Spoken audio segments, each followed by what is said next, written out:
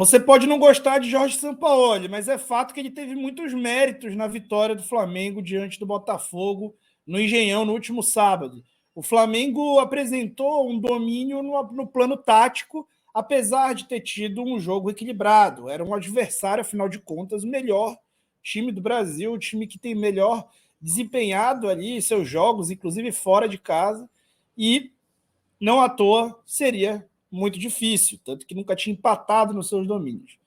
Fato é que o Flamengo teve o dedo do treinador que acabou saindo com a proposta vitoriosa. Depois ele foi para a coletiva e foi responder à imprensa. Alguns reconheceram esse mérito, outros, digamos que nem tanto. Vamos comentar o que rolou nessa coletiva e assistir ela junto?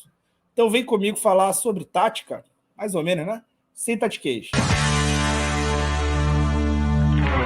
Habla, Sampaoli. Vamos ouvi-lo ao vivo, hein? No, una victoria importante, básicamente por cómo se jugó, porque Otimi tuvo personalidad en una cancha de un Timi que venía invencible en este gramado. Entonces siempre es bueno ganar, pero más mejor es ganar jugando con la autoridad que jugó hoy Otimi. Tuvo muchas chances, muchas situaciones, y la verdad que jugó um grande partido.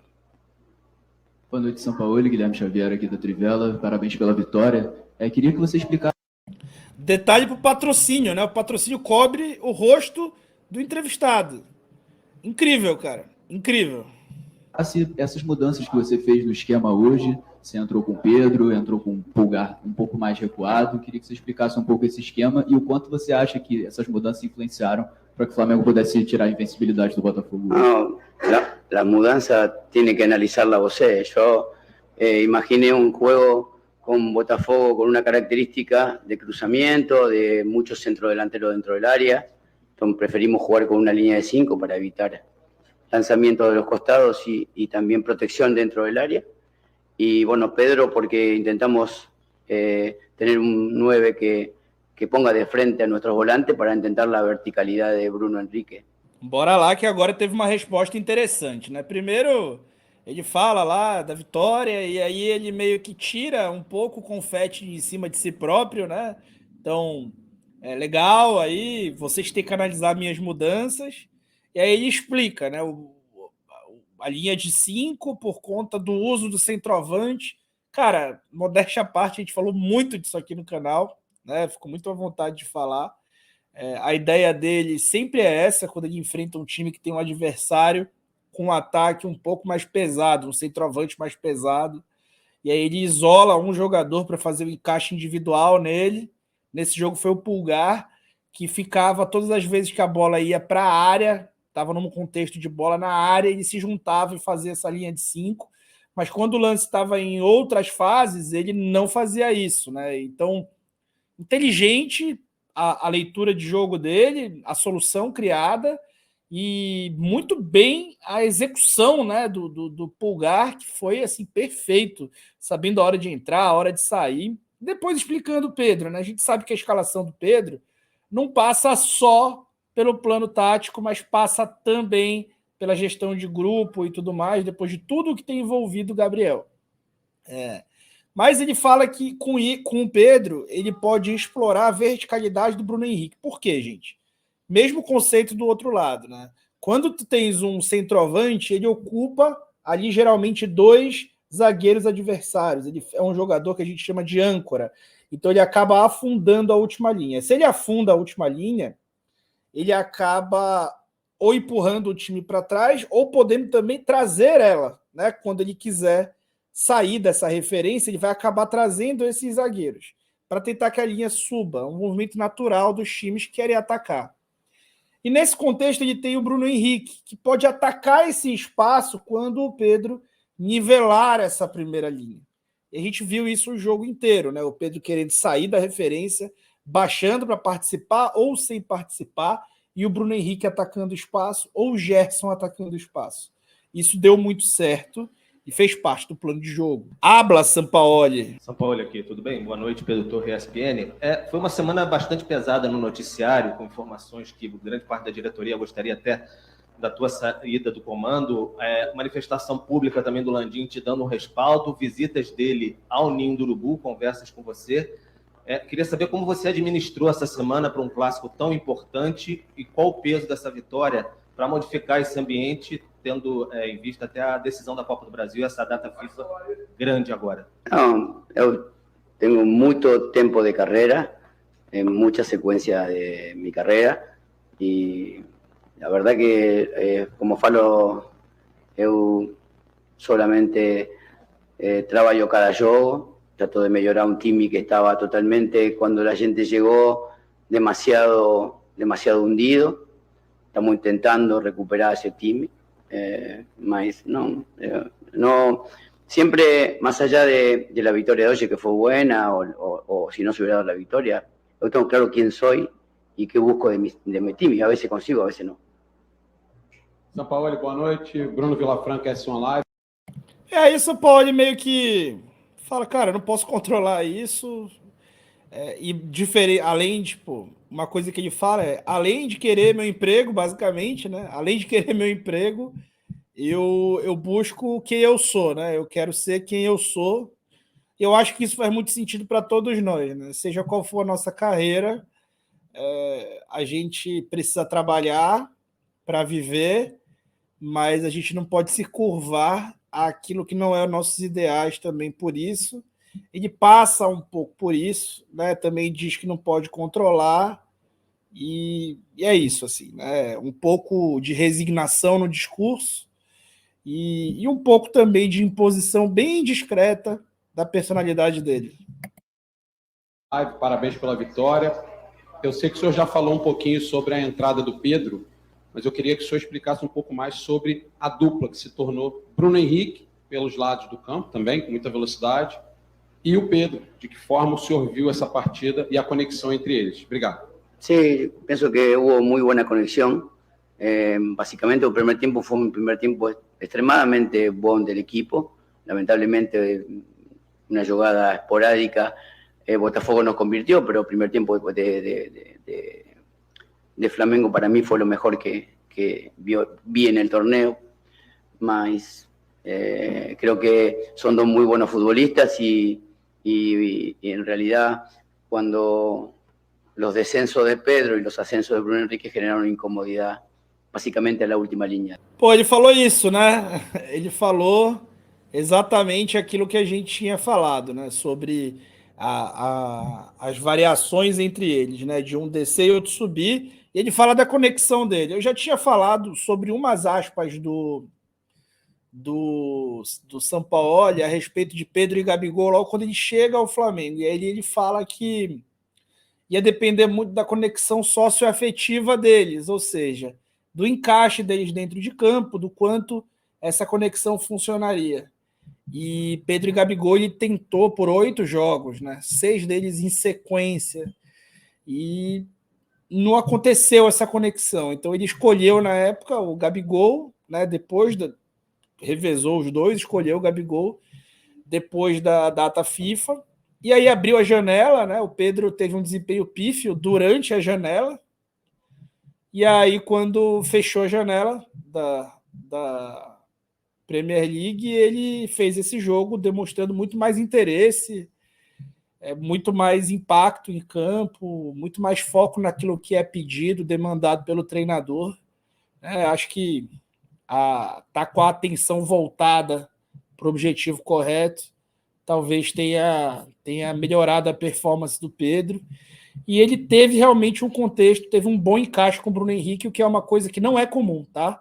Então, muita gente fala, o Sampaoli não potencializa, técnico bom potencializa jogador, e o Sampaoli prejudicou, piorou todo mundo. Cara, essas pessoas estão cegas para o que o Bruno Henrique está fazendo, por exemplo, para o que o Pulgar está fazendo, por exemplo, para a temporada que o Léo Pereira faz, para a temporada que o Fabrício Bruno faz, temporada que o Wesley faz, para o que o Arrascaeta vinha fazendo quando estava em boa fase.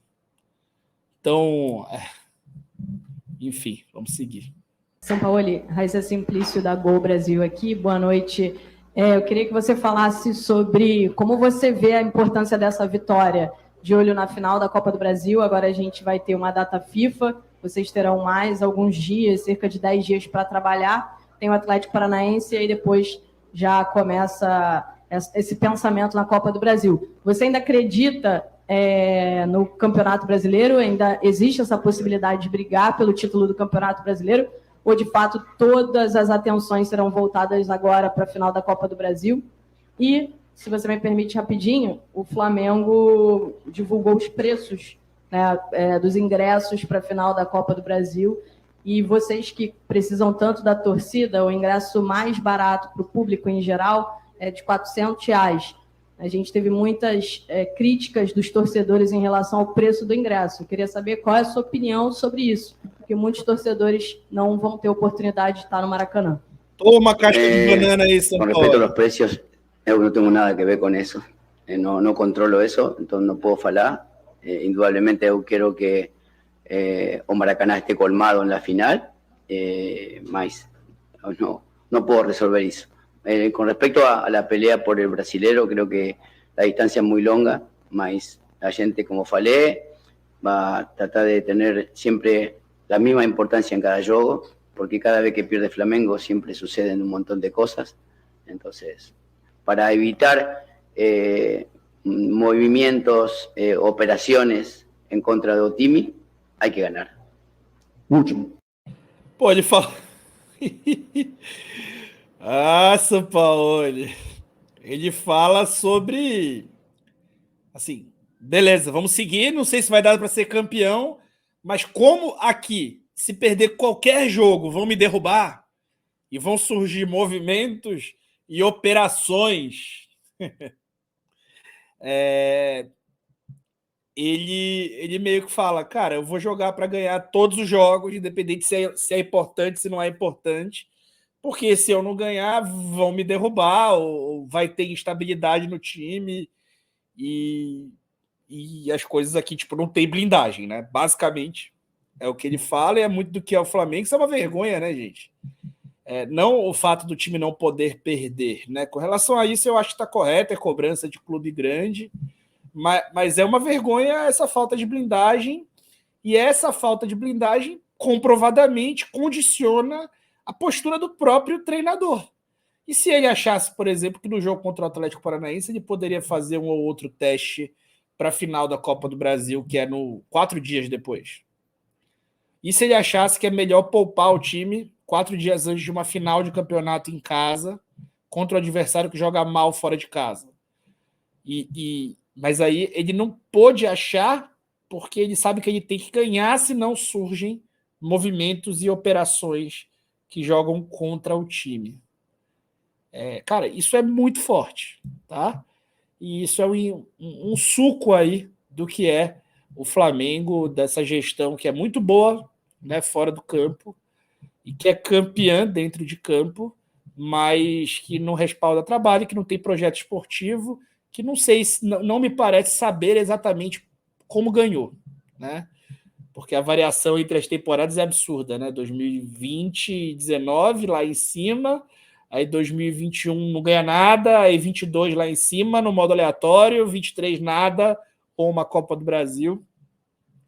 Quem não sabe como ganha, também não sabe por que perde. Deixa o like aí, galera. Tu já esqueceu de deixar o like? Deixa o like, se inscreve no canal aí, tá bom? Habla, São Paulo. São Paulo, boa noite, parabéns pela vitória. Você já falou do ataque composto, o Bruno Henrique Pedro, e hoje você deixou o Gabigol no banco de reservas, né? Como é que está o momento desse jogador que vive uma situação controversa, teve aniversário, protesto de torcida, né? Como é que está o Gabigol nesse momento? Como é que você enxerga, né, a recuperação do futebol dele? No, él está bien. Ahora tendrá que luchar por un lugar. Él es un jugador que es un ídolo del club y que es un jugador que cada final siempre ha sido determinante. Entonces, este tiempo de preparación es bueno para que la competencia interna nos diga o nos leve al lugar donde se va a elegir a Otimi que juegue primero con Paranaense y después con la final con São Paulo.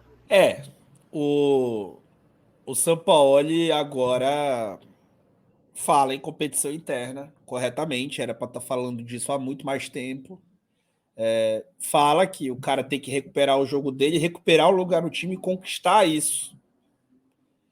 E minimiza, além de elogiar o atleta, habilidade de gestão de grupo, que ele normalmente não teve, agora teve, né? Acaba falando que o cara é ídolo, que o cara que o cara é importante nas finais e que ele precisa recuperar o futebol dele para que ele possa entrar na eleição, na escalação, primeiro para o jogo do Atlético Paranaense, depois para a final da Copa do Brasil. Cada jogo tem uma característica, pode ser que ele opte pelo Gabriel em alguns e pelo Pedro em outros, mas para isso o Gabriel tem que mostrar muito mais do que tem demonstrando, né, gente? Eu não falo sobre fora de campo, não falo sobre a carreira dele de rapper ou sobre o aniversário dele, eu falo sobre o trapper, desculpem, eu falo sobre o desempenho dele, né? A gente fez um vídeo aqui no canal a respeito disso, falando sobre o aproveitamento dele, que é o pior desde que chegou ao Flamengo, em vários indicadores, não só nas finalizações, e que no que tange ali o aproveitamento de um atacante, ele é um dos piores da Série A. Na verdade, assim, se você olhar a grande parte dos lances de gols de atacantes na Série A, você identifica que dificilmente o Gabriel faria algum destes gols. Pelo que vem jogando nessa temporada, na temporada passada já foi assim, só que ele foi agraciado e agraciou a torcida com um gol na final da Libertadores, o que tem importância histórica e precisa ser valorizado. O Gabriel parece não tão concentrado na carreira, o que prejudica características técnicas dele dentro de campo. Se não prejudicasse, ninguém falaria nada. Se ele tivesse com a carreira de trapper e não tivesse caído de produção, ninguém falaria nada. E assim tem que ser. Quem tem duas carreiras precisa fazer ainda mais na sua principal carreira para que ninguém reclame da carreira secundária. A vida é assim na iniciativa privada. Ou você pode lutar contra isso e aí liderar uma revolução, se juntar a outras pessoas para isso, ou você vai precisar jogar o jogo, literalmente, o jogo das regras, o jogo de opiniões, porque ele é uma figura pública que recebe mais, falando de iniciativa privada, mais do que qualquer CEO, por exemplo, de grandes empresas do Brasil e da América do Sul. Então, essa cobrança nele é justa. Assim como, por exemplo, a cobrança no Cebolinha, que não tem notícias sobre vida extra-campo, mas que dentro de campo entrou muito mal. O técnico é cobrado por tê-lo colocado, mas o cara é um funcionário de R$1 milhão por mês que não tem coragem de chutar uma bola no gol sem goleiro. Então, tudo isso precisa ser responsabilizado também à fonte. Esses caras são profissionais. E cobrança profissional é direcionada a profissionais. Tudo dentro do jogo. Tá bom? Se inscreva no canal, deixe o like de vocês. O que vocês acharam da coletiva? Um abraço.